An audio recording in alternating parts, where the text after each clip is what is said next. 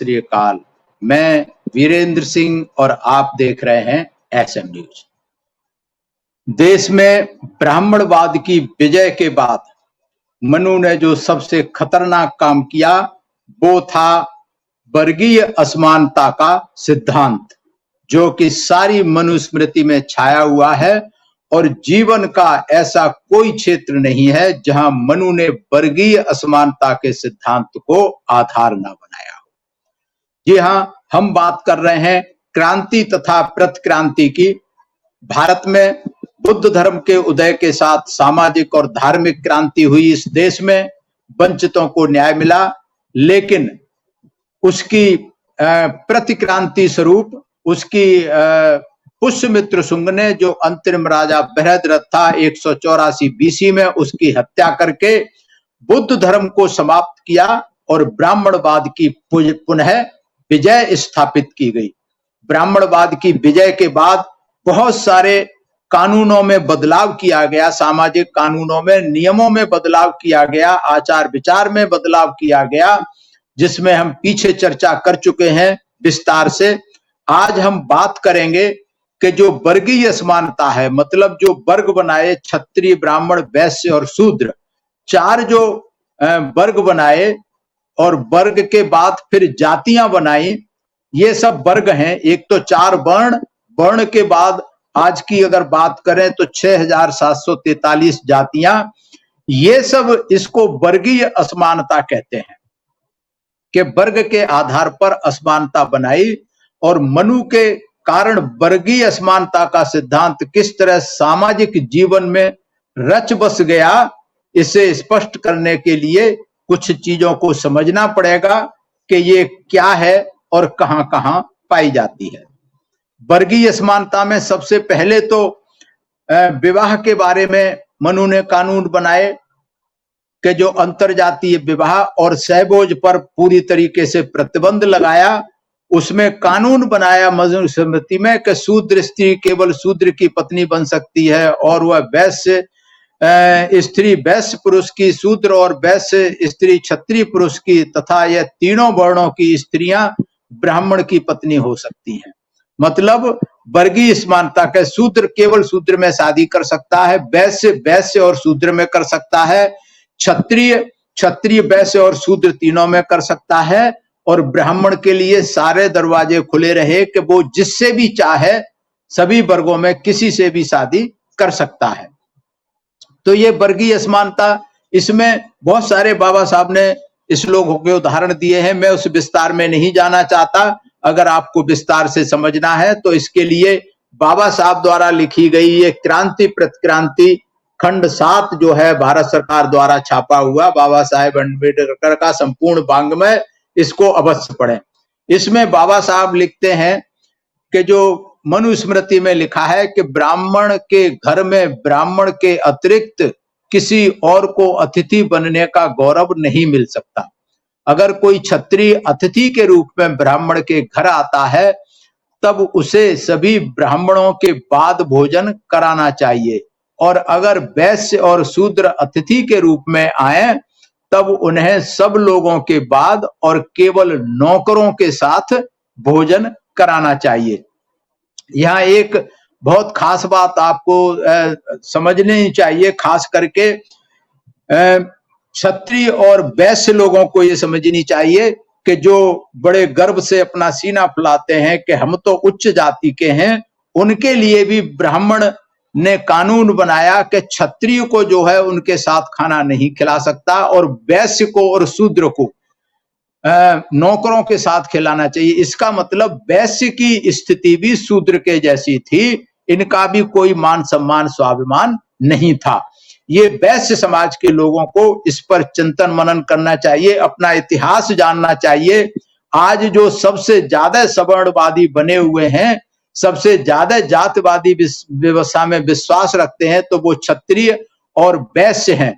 इनसे मेरा निवेदन है, एसएम न्यूज के माध्यम से मैं बताना चाहता हूं कि वो मनुस्मृति को जरूर पढ़ें, उन्हें अपनी स्थिति, अपनी औकात का पता चल जाएगा। और ये सिर्फ मनुस्मृति की बात नहीं है, ये आज भी सैद्धांतिक रूप से या प्रैक्टिकल रूप से आज भी लागू है। मनु ने वर्गीकृत असमानता को न्याय व्यवस्था का भी आधार बनाया कि न्याय की जो व्यवस्था बनाई वो वर्ण और जाति के हिसाब से, वर्ग के हिसाब से बनाई। उदाहरण दिया है इसमें, ब्राह्मण से कटु वचन बोलने वाले क्षत्रिय को 100 पण, वैश्य को 150 पण का दंड और शूद्र को शारीरिक दंड दिया जाए। ये भी वर्ग के हिसाब से न्याय की व्यवस्था की गई, जो कि सरासर अमानवीय और गलत है। ब्राह्मण और क्षत्रिय एक दूसरे को अपवचन कहने पर विवेकशील राजा ब्राह्मण को सबसे कम आर्थिक दंड दे और क्षत्रिय को सबसे मध्यम आर्थिक दंड दे। राजा के लिए भी ये निर्देश है। नीची जात का व्यक्ति अपने जिस किसी भी अंग से उच्च तीनों जातियों की व्यक्ति को क्षत पहुंचाए, वह अंग ही काट लिया जाए। तो शूद्रों के लिए जो है सबसे कठिन दंड के प्रावधान किए गए। और बाबा साहब कहते हैं कि ये वर्गीकृत असमानता का सिद्धांत सभी जगह मिलता है।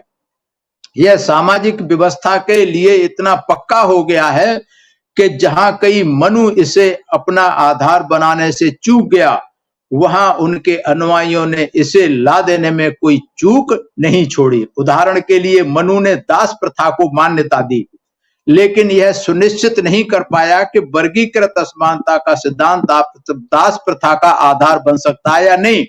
लेकिन इस बात को बढ़ाने के लिए याज्ञवल्क्य ने इसे पूरा किया। याज्ञवल्क्य ने दासता का आधार वर्णों का आरोही क्रम है, न कि अवरोही क्रम है, न कि आरोही क्रम। मतलब ब्राह्मण जो है शेष वर्णों में दासत्व का अधिकार करता है। इस प्रकार क्षत्रिय और शेष वर्ण ब्राह्मण का दास हो सकता है। मतलब ब्राह्मण का दास कोई भी हो सकता है, क्षत्रिय वैश्य शूद्र। वैश्य और शूद्र क्षत्रिय का दास हो सकता है, शूद्र और शूद्र वैश्य का दास हो सकता है। इस प्रकार दास प्रथा अवरोही क्रम में व्यवहित की गई। ये पक्की कर दी गई मनु के बाद, जो थोड़ी बहुत गुंजाइश रह गई थी। समानता और असमानता की भाषा में अगर कहा जाए तो इसका अर्थ है कि चूंकि ब्राह्मण किसी का भी दास नहीं हो सकता और उसे किसी भी वर्ण के व्यक्ति को अपने दास के रूप में रखने का अधिकार है, अतः वह उच्चतम है। क्षत्रिय और वैश्य को जो स्थान दिया गया है, उससे वर्गीकृत असमानता की प्रणाली लागू हो जाती है।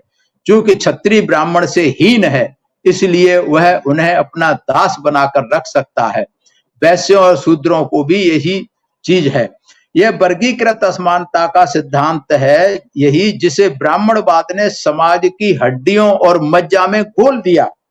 मतलब इतना खतरनाक सिद्धांत बनाया कि जो आज भी ये मनुस्मृति 1985 बीसी में लिखी गई, मतलब 2000 साल से ज्यादा का समय हो गया, आज भी ये व्यवहारिक रूप में लागू है। और देश के आजाद होने के 74 साल बाद भी आज भी व्यवहारिक रूप से ये लागू है। आगे कहते हैं, अन्याय को समाप्त करने के लिए, समाज को पंगु बनाने के लिए इससे अधिक बुरा कुछ और नहीं किया जा सकता था। हालांकि इसके प्रभाव स्पष्ट रूप से नजर नहीं आते, लेकिन इसमें कोई संदेह नहीं कि इसके कारण हिंदू पंग हो गए। समाज का अध्ययन कर यह वर्गीकृत असमानता जितनी हानिकर है, उसकी आदि भी असमानता हानिकृत नहीं है। दो चीजें हैं, एक तो असमानता गैर और दूसरी वर्गीकृत असमानता। तो वर्गीकृत असमानता जो है, असमानता में उनके विनाश के बीज छुपे होते हैं। असमानता में उसके विनाश के बीज छिपे होते हैं। असमानता को समाप्त किया जा सकता है। असमानता अधिक दिनों तक नहीं रह सकती। जहां केवल असमानता होती है, वहां दो बातें होती हैं। इससे असंतोष जन्म लेता है, जो क्रांति का बीज होता है। दूसरे, यह त्रस्त लोगों को समान शत्रु और समान कष्ट के विरुद्ध संगठित करती है। लेकिन वर्गाश्रित असमानता की प्रकृति और परिस्थितियां कुछ ऐसी होती हैं जिसमें उक्त दोनों बातों में से किसी एक के भी होने की गुंजाइश नहीं रहती। वर्गीकृत असमानता लोगों में अन्याय के विरुद्ध सामान्य संतोष के पैदा होने में आड़े आती है। वर्गीकृत असमानता जो है, जो अन्याय के विरुद्ध करने में आड़े आती है, इसलिए क्रांति की प्रेरणा का आधार नहीं बन सकती। दूसरे, इस असमानता से त्रस्त लोग लाभ और हानि दोनों ही मामले में असमान होते हैं, इसलिए अन्याय के विरुद्ध सभी वर्गों के आमतौर पर एक दूसरे के संगठित होने की कोई संभावना नहीं होती। तो ये बाबा साहब ने बहुत ही विस्तार से इसमें लिखा है, बताया है। और आगे बाबा साहब कहते हैं कि ब्राह्मणवाद और उसके अन्याय, वर्गीकृत, असमानता और तमाम अन्याय के विरुद्ध विद्रोह क्यों नहीं हुआ। इसका कारण बाबा साहब कहते हैं, इसके कारणों में से एक कारण का आधार केवल वर्गीकृत असमानता का सिद्धांत है, जो कि तीनों वर्ण, अगर देखा जाए तो तीनों वर्ण, ब्राह्मण को छोड़ करके तीनों वर्ण और सारे वर्ण, इस वर्ग इस जातिवादी व्यवस्था के शोषण होता है, वो सब नीच है, 2 नंबर के वो है, लेकिन फिर भी कोई इसके खिलाफ विद्रोह नहीं करता, क्योंकि ये वर्गीकृत असमानता का जो सिद्धांत है वो विद्रोह करने से रोकता है।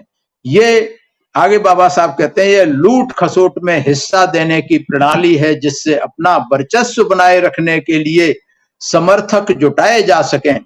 यह घटिया दर्जे की चालाकी है, जो आदमी अन्याय को बरकरार रखने और उसे अपना स्वार्थ सिद्ध करने के लिए अब तक ईजाद कर सका है। यह और कुछ नहीं, अन्याय में अपना अपना हिस्सा लेने के लिए लोगों को न्योता देना है, जिससे कि वे सब लोग अन्याय के समर्थक बन जाएं। ये विश्लेषण है बाबा साहब का, और मेरा मानना है कि ये विश्लेषण पूर्णतः सही है, क्योंकि जो वर्गीकृत असमानता है, इसमें क्षत्रिय इसलिए संतोष करता है कि उसके नीचे भी 2 वर्ण है जिनका वो शोषण कर सकता है। वैश्य इसलिए चुप रहता है कि उसके नीचे भी एक वर्ण है, वो उसका शोषण कर सकता है, लेकिन शूद्र का सभी शोषण करते हैं, वो वैसे दीनहीन असहाय हो जाता है। तो ये जो लूट खसोट वाली बात है कि भाई सबको हिस्सा मिल रहा है, बनिया को भी मिल रहा है, क्षत्रिय को भी मिल रहा है, और ब्राह्मण तो है ही, सबका पूरा ये दारोमदार तो सब ब्राह्मण पे है, क्योंकि ब्राह्मण तो पूरा भूस्वामी है, हर एक का मालिक है, सबका मालिक है। तो ये जो वर्गीकृत असमानता है, ये बहुत खतरनाक है, ये समाज के लिए खतरनाक है, देश के लिए खतरनाक है, मानवता के लिए, लोगों के लिए खतरनाक है, हर तरीके से समाज के विकास के लिए खतरनाक है। इस असमानता के लिए लोगों को सोचना चाहिए, बुद्धिजीवी लोगों को इस पर चिंतन मनन करना चाहिए, और खास करके जो इस वर्गीय असमानता के शिकार हैं, शिकार कौन कौन है? शिकार हैं क्षत्रिय, ब्राह्मण, वो क्षत्रिय, वैश्य और शूद्र, ये तीनों ही वर्ण इसके शिकार हैं। लेकिन क्षत्रिय और वैश्य को ये भान नहीं है कि वो भी इस व्यवस्था के शिकार हैं, वो भी 2 नंबर दर्जे के नागरिक हैं इस देश में। आज भी देश की आजादी के 74 साल के बाद भी ब्राह्मण को छोड़ करके सारे व्यक्ति 2 दर्जे के नागरिक हैं, कोई 1 नंबर का नागरिक नहीं है। बेशक संविधान में सभी को संवैधानिक अधिकार हैं, लोकतंत्र में सभी को सब अधिकार हैं, लेकिन ये सैद्धांतिक रूप से हैं, व्यवहारिक रूप से ये वर्ग असमानता का सिद्धांत, मनु के सिद्धांत आज भी पूरी तरीके से समाज में लागू है। और इसका सबसे अच्छा उदाहरण, जो देश का प्रथम नागरिक है, सर्वोच्च पद पर विराजमान है, वो राष्ट्रपति महोदय जब मंदिर में पूजा के लिए जाते हैं तो एक मंदिर में उसके दरवाजे बंद कर दिए जाते हैं, क्योंकि वो शूद्र है, वर्गीकृत असमानता का शिकार है, इसलिए उसे सीढ़ियों पर परिवार के साथ पूजा करने जाना पड़ता है। उनकी जब तसल्ली नहीं होती, फिर दूसरे मंदिर में जाते हैं थोड़े दिन के बाद, वहां के लोग, पंडे पुजारी, जो वर्गीकृत असमानता में सबसे ऊपर के पायदान पे हैं, उस देश के प्रथम नागरिक को, उसको, परिवार को धक्का मुक्की करते हैं, उसका अपमान करते हैं, लेकिन वो प्रथम नागरिक अपनी चूं तक नहीं करता, जवान नहीं हिलाता। ये सिर्फ इससे बड़ी वर्गीय असमानता का आधुनिक भारत में, वर्तमान में कोई बड़ा उदाहरण हो नहीं सकता क्योंकि वो अपमान उन्होंने क्यों किया? मंदिर के जो अनपढ़ पंडे पुजारी हैं वो किसी भी योग्य नहीं है, लेकिन वर्गीय असमान उसमें सबसे ऊपर हैं।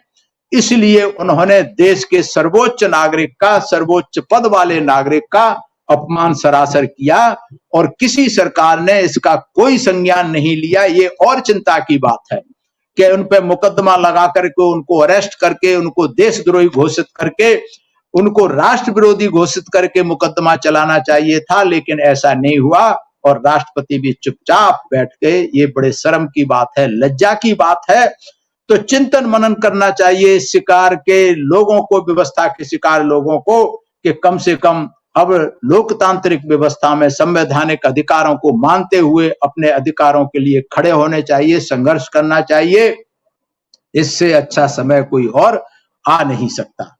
मैं धन्यवाद करता हूं एसएम न्यूज का, और अगर आपको ये सीरीज पसंद आ रही है तो एसएम न्यूज की प्लेलिस्ट में जाकर आप पीछे के सारे एपिसोड देख सकते हैं।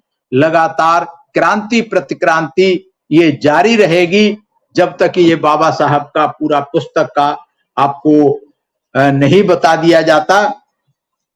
तब तक आप लोग देखते रहिए क्रांति प्रतिक्रांति प्रतिदिन एसएम न्यूज पर। मैं सभी का आभार प्रकट करता हूं, सभी को मेरा प्रणाम, सभी मेरा